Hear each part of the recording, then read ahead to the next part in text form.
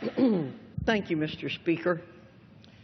Mr. Speaker, what's unconscionable is the callous disregard for unborn babies that has been exhibited for far too long in our culture, and which has been brought home to us full force by these videos that we've seen.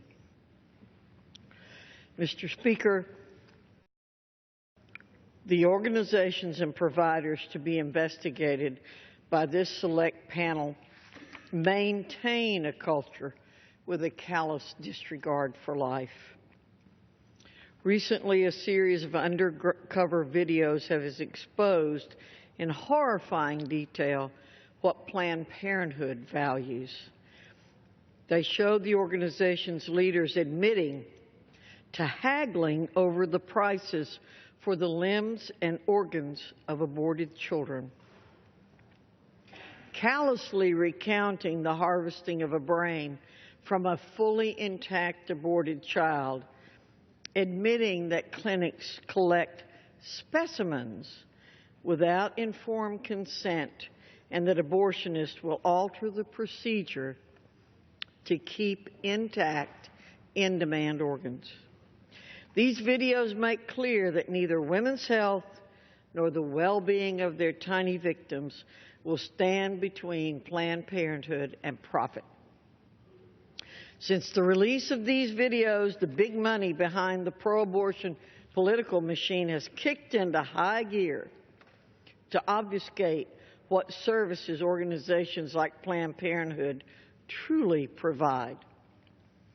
We hear about breast cancer screenings, but not a single Planned Parenthood clinic has a mammogram machine.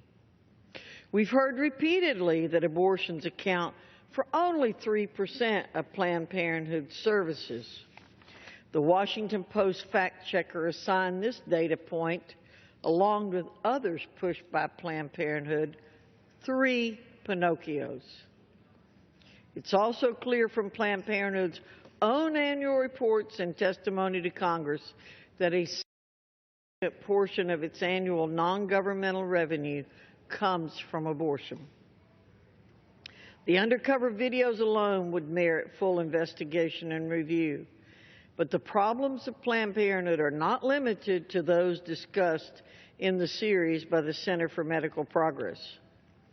We know that Planned Parenthood clinics in several states have failed to report sexual abuse of young girls, enabling and empowering those who would exploit them.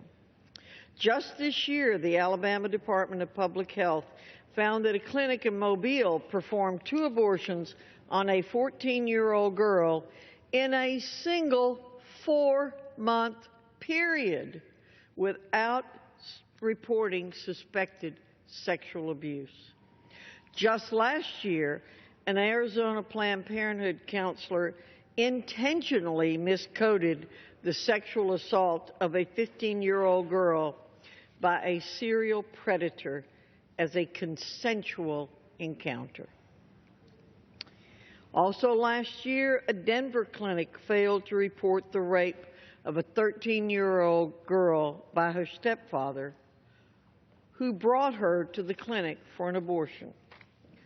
Mr. Speaker, the list of outrageous acts by these abortion providers goes on and on.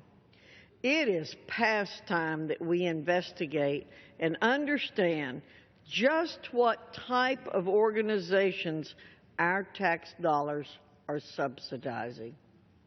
I reserve the balance of my time.